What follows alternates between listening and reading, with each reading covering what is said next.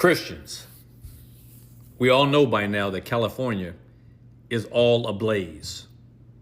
I was born and raised in Los Angeles, California, and I love that city of LA, and I love California, even though I don't live there now.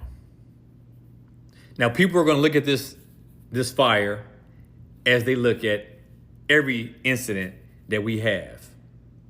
And there are those who are going to use it to be footstools for accomplishing agendas that the majority of us won't know. All they will talk about is how now we need to allocate more money for climate change.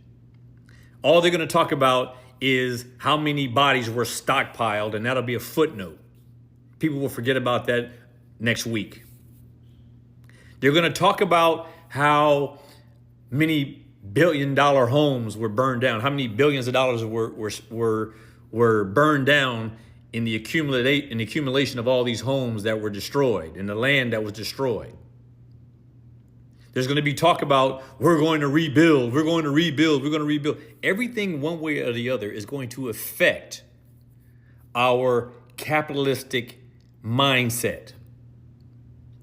This is all they're going to talk about. But let me tell you something. California is such an important state in this country. It is a big state. A lot of things happen there. Wicked things as well as good things. But what I will say is this. All of the elements, fire, wind, rain, water, sleet, snow, hail, all these things are part of God's arsenal. Yes, his arsenal. And he uses them at his will to wake up and open men's minds, directing them not to look across the valleys, not to look at the mountains, not to look at all these things that are being destroyed. He wants men to look up. The tragedy is not the fire. The tragedies are not the hurricanes and the storms. The real tragedy is the sin of man. Now, people are going to look at me, look at this, hear this, and laugh and tell me it's stupid. They're going to mock it. They're going to scorn it. They're going to do what they always do. But one thing that man has historically always done, and he is incapable of learning from, is that everything that happens is a result of the sin of man. This is no exception. And make no mistake about it. These things that are happening, people are always looking, who started it? Where did it start? Where did this end? All these things, they start asking all these questions about the origins of the fire, the origins of the storm. How did this start? And how is this changing the landscape or whatever?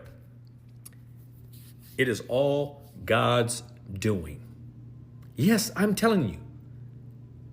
And there are going to be many Christians who are going to think that what I'm saying is a morbid statement. Then maybe you haven't really read the scriptures. Maybe you haven't really read the scriptures. You read something like Sodom and Gomorrah, and you treat it as if it is just some fantasy story. But if you were living there when it happened, you would not be thinking that. If you lived there when it happens, you would be thinking like you're thinking right now in response to what I'm saying. There is no way on earth you could have believed that you would believe if you were living in the days of Noah that this flood was going to be something that God brought on, or the departing of the Red Sea. If you were in those situations, you would probably be thinking what many of you are thinking right now. Oh, this is just climate change. Oh, this is just an unusual, uncharacteristic event taking place on our planet. No. Everything that is happening, everything that will happen, it is happening because God is causing it to happen. It is falling from his hand directly. I only care that this message reaches those who are straddling the fence and who are contemplating or maybe doubting in some way where they stand with God, where they stand with Christ. Turn on the news and look at those fires. You can't tell me that the providence of God has not orchestrated this entire event. Blocking roads off so fire engines can't get in. Making the wind blow so hard that planes and helicopters are hesitant and reticent to fly above to drop water on it. It goes on and on. Just listen to the news. Men are always trying to incorporate or trying to interpret the Bible by what's happening in the news. But this is one of those things when you start looking at what we consider to be natural events. These come from God. But all things come from God. God is sovereign and almighty. He is in sovereign control over everything. There is nothing that happens that he has not decreed, being the sovereign God of the universe, to happen. This event, no exception. We're talking now. Some of you will say, well, that's just horrible. You're saying that God is the one responsible behind those who perish and those who die as a result of these things? Yes, that's exactly what I'm saying. It matters little from the sovereign side of God, the number of people who die. Why? Because he is the one that gives life. And if he can take life, even your own life, he can give it back to you. How does he do that? By drawing you to Christ. We are already dead. Mankind is already dead. The issue for you now is, do you want to live? This is the issue. These fires are a foretaste.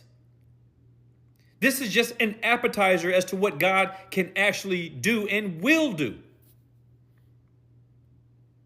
And the fires that we look at should remind us of what Peter talks about when Christ returns, that the elements will burn with a fervent heat. We are told that those who die in their sins are going to perish in eternal fire.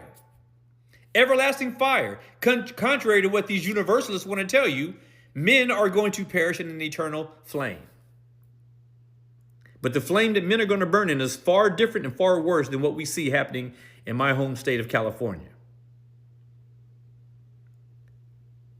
So Christians and unbelievers,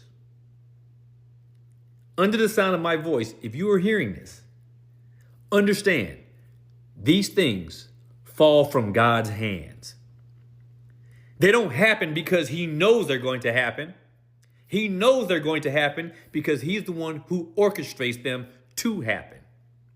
Whether these things start at the hand of a man, whether they start by what we consider to be natural causes, however it happens, the means by which they happens are due to their being the instrumentation that God uses to make them happen. And no doubt about it, men are going to look at this whole thing, it's going to blow over, and it's going to mean nothing. But I'm hoping it means something to at least one or two of you out there. This is God's doing, and it too is marvelous in our eyes. When I look at it, I see nothing but warnings. I see nothing but God screaming from heaven to rattle the souls of men to look upward and give him the attention. Don't look to the fire. Look to him who sends it and ask for mercy. Be provoked and be persuaded.